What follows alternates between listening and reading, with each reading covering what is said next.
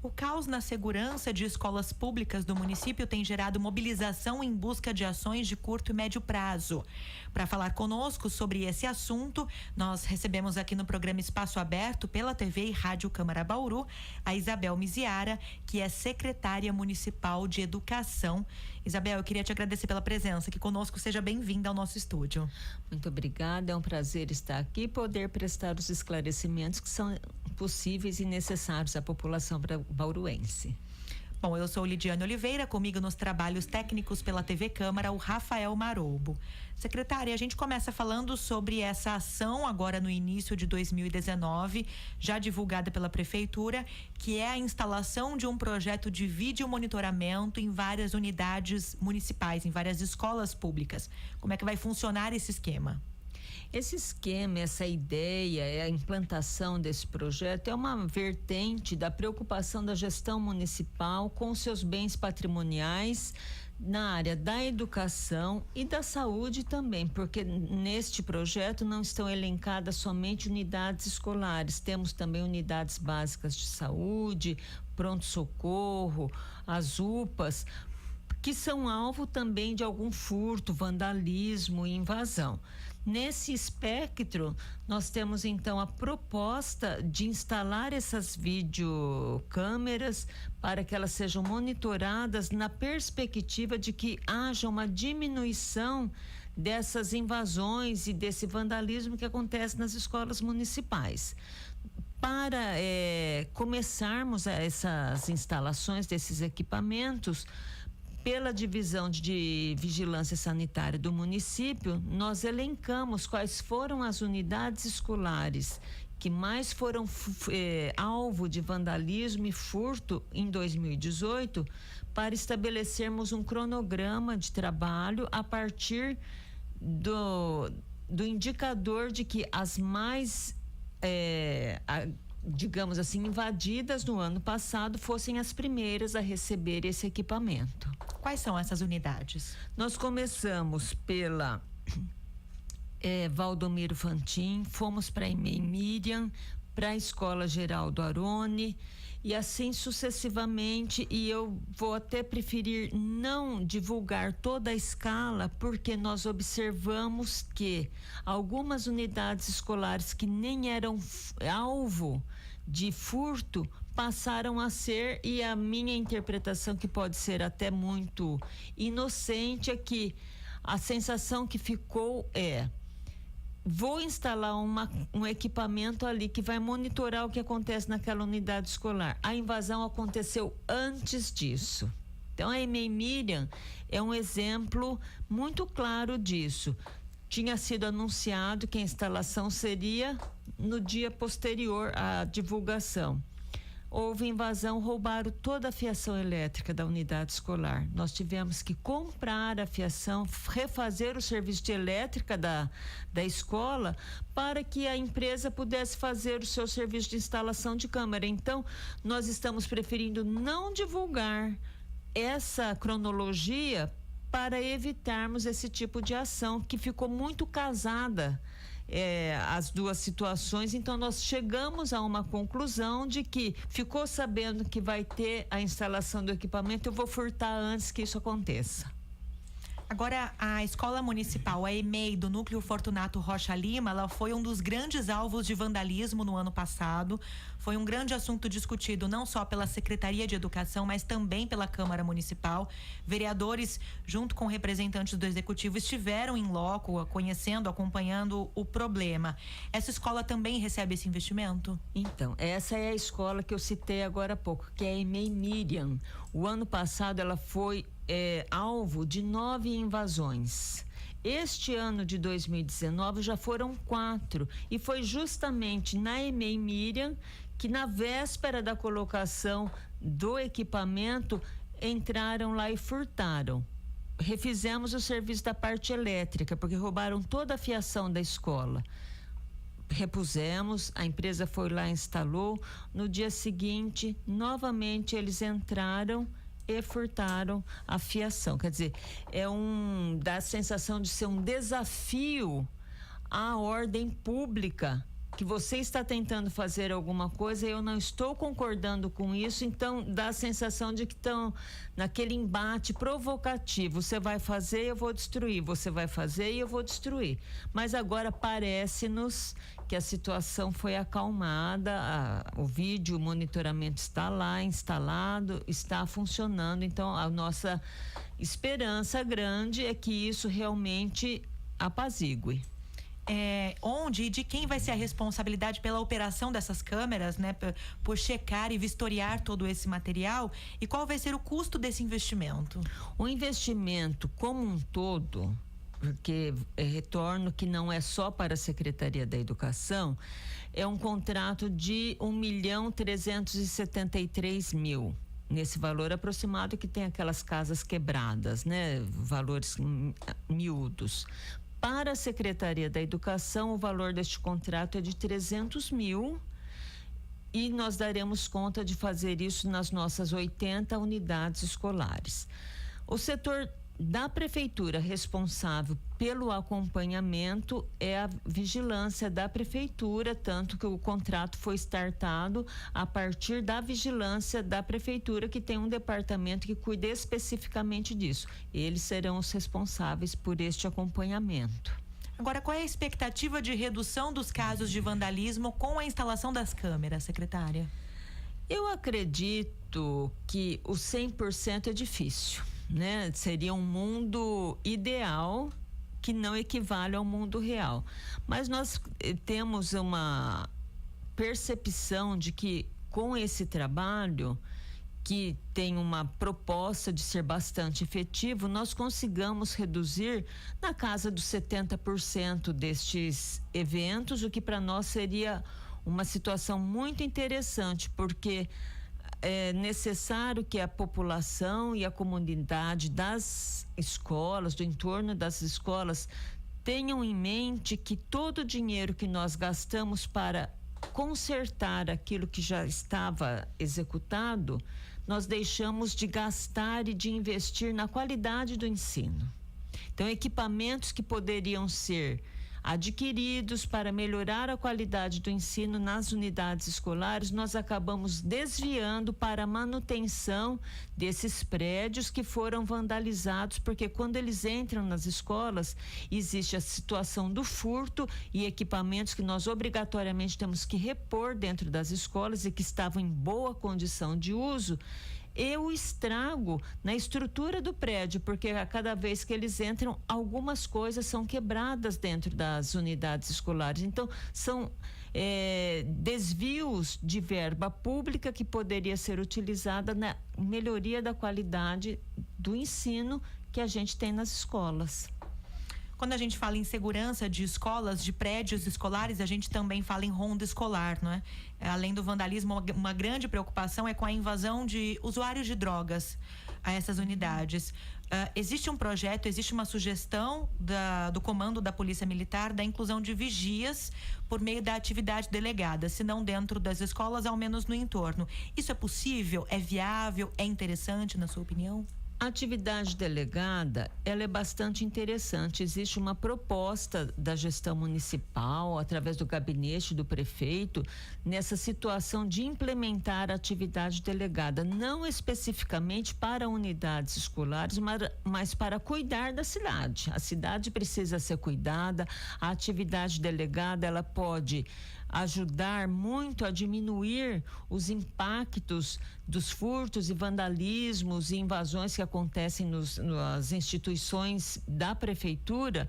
Então, essa proposta da atividade delegada, ela parte do gabinete do senhor prefeito, que está muito preocupado com a situação e o bem cuidar da população, porque a cada vez que você tem uma invasão ou um furto de um bem público, você está dilapidando o patrimônio da população, da comunidade. E isso é uma situação que a gente não tem que aceitar como sendo normal. Para as unidades escolares, uma outra proposta que faz parte dessa questão governamental de bem cuidar da população e dos patrimônios públicos, a Secretaria da Educação está finalizando o edital, que nós temos a previsão de que ele seja publicado no Diário Oficial deste sábado, dia 26, sobre ronda escolar. Num serviço que seria 24 horas por dia, 7 dias por semana, numa ronda para as unidades escolares. O que não quer dizer que este rondante vai abordar um sujeito na rua que ele acha suspeito, em hipótese alguma. Ele vai passar pelas escolas, pelas unidades escolares, em percebendo uma movimentação diferente, ele faz o contato com a polícia militar ou com a polícia civil, alertando sobre aquela movimentação peculiar que foi observada. É uma forma também de coibir a invasão, como você está dizendo, do usuário de droga, que entra lá, que se apropria daquele ambiente como sendo seu, para ele fazer o uso que bem entender. Então, essa situação da ronda, nós estamos já efetivando, e a atividade delegada é uma iniciativa do gabinete do prefeito, em parceria com outras secretarias, para implementação no município. Ainda falando sobre medidas para a preservação desse patrimônio público, que são as escolas municipais, secretária, nós tivemos no ano passado a aprovação de um projeto de lei aqui na Câmara Municipal, que regulamenta, que garante uma vistoria anual da estrutura dos prédios da rede municipal de ensino. Quais são as dificuldades para a implementação dessa medida? A medida foi muito interessante, ela veio num momento em que todos nós ficamos sensibilizados com aquele evento no município de Agudos, em que uma escola que tinha sido recém-reformada, segundo as explicações que foram postas na imprensa, o teto caiu e machucou algumas pessoas. Enfim, foi uma situação de, digamos assim, dor pelo município vizinho e preocupação que isso não aconteça aqui. Então, essa iniciativa da criação dessa lei, ela é muito oportuna, muito interessante.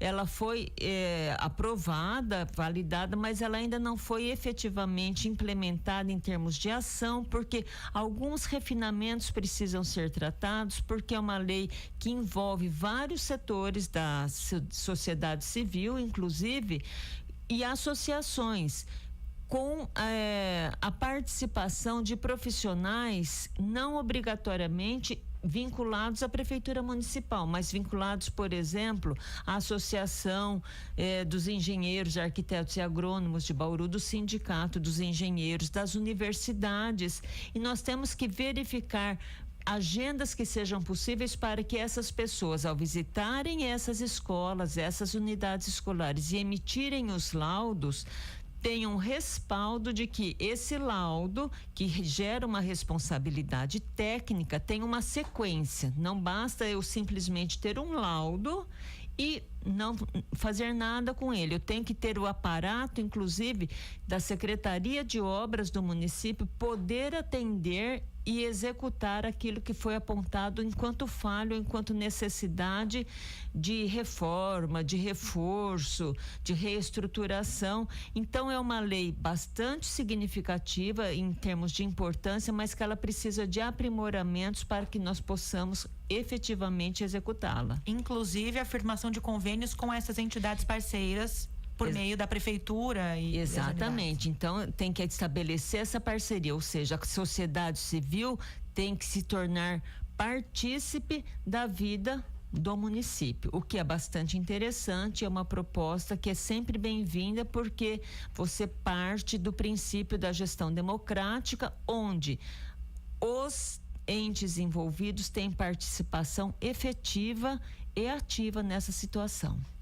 Secretária, só para a gente finalizar aqui o nosso bate-papo, a nossa entrevista, eu gostaria de falar sobre uma pauta que sempre é recorrente no início de ano, que é a questão da fila nas escolas municipais. E nesse momento a gente tem números interessantes, não é?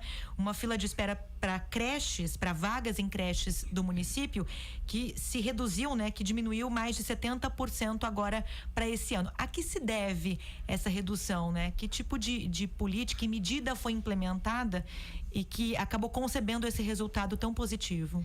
Esse resultado positivo, como você disse, é para nós motivo de orgulho, porque pela primeira vez numa série histórica de registro de faltas de vagas no município, que isso se deu em 2015, quando foi assinado o TAC entre a Prefeitura Municipal e o Ministério Público, justamente pela falta de vagas, e à época era uma falta de vagas para crianças de 4 e 5 anos, que por obrigatoriedade de lei precisam e devem estar nas escolas, e também visando as crianças de 4 meses a 3 anos que não são obrigadas a estar na escola. É uma opção da família inscrever essa criança na escola. Então, dessa série histórica, nós temos registros na Secretaria da Educação, e esta é a primeira vez em que nós temos vagas sobrando e crianças esperando por opção da família. Eu tenho vaga sobrando, é um paradoxo você ter uma lista de espera e vagas a mais. Mas, entretanto, é a opção da família eu oferecer a vaga e ela recusar a vaga, e isso nós temos a assinatura formal da família, a recusa formal da família, de que ela não aceita porque é difícil para ela chegar até aquela escola. E não existe legislação que prescreva que a vaga que o município oferece seja realmente excepcionalmente próximo da residência da família. Então, não existe esse vínculo. Então, nós temos vagas sobrando, oferecemos a todas as crianças que estão na lista de espera, mas por opção da família, eles preferem continuar esperando para ver quando vai ter vaga na escola que ele acha que é mais acessível a ele, que está perto de sua residência, de um parente próximo que porventura busque a criança na escola, ou que está no trajeto do seu da residência ao seu local de trabalho. Enfim, é uma situação de ineditismo para o município ter vagas sobrando e crianças em menor quantidade esperando, mas que não estão querendo essas vagas. Esse resultado positivo é proveniente de outra ação novamente inédita de recadastramento dessas famílias. Nós tínhamos em 1º de novembro de 2018, 1.072 crianças na lista de espera. E nós abrimos um recadastramento que durou durante todo o mês de novembro e finalizamos o mês de novembro com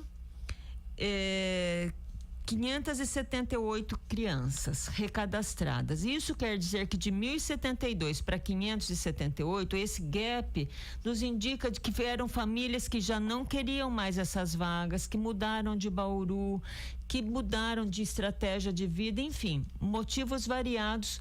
Elas não procuraram a secretaria para fazer o recadastramento, que gerou essa diferença e essa sobra de vagas. E nós temos a tranquilidade de dizer que as famílias não nos procuraram por opção de não fazer o recadastramento, porque isso foi amplamente divulgado na mídia local, nas redes sociais, rádio, televisão, jornal, e essa foi a grande equação que nós encontramos: recadastrar, e agora nós temos a certeza que estes números que nós temos hoje são reais.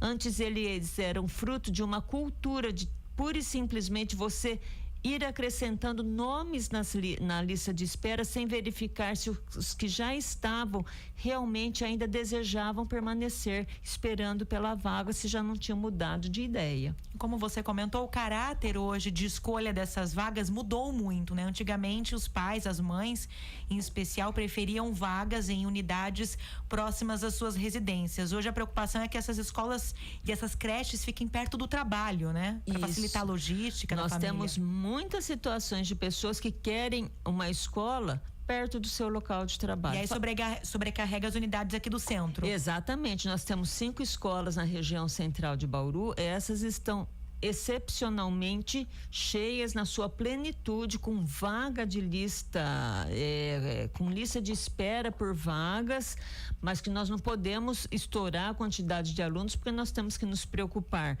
com a segurança educacional e com a segurança física desse aluno, porque o espaço físico continua sendo o mesmo. Eu não posso superlotar essas turmas. Então, as unidades escolares do centro de Bauru têm sido as mais procuradas. E regiões mais afastadas, mais periféricas, eu estou com vaga sobrando. Então, é uma coisa também que se inverteu, é um panorama diferente que nós estamos encontrando por conta desse trânsito da família, da sua residência para o seu local de trabalho, facilitando muito provavelmente essa logística do dia a dia da família. Bom, fila nas escolas, monitoramento das unidades escolares por câmeras, ronda escolar, esses foram alguns dos assuntos hoje do programa Espaço Aberto, recebendo aqui no estúdio da TV e Rádio Câmara Bauru a secretária municipal de Educação, Isabel Miziara. Secretária, eu queria te agradecer pela presença aqui conosco. Eu é que agradeço a oportunidade, sempre estamos à disposição para prestar todos os esclarecimentos que se fizerem necessários para a população bauruense. Obrigada mais uma vez. Nós agradecemos também a sua sintonia e até a próxima.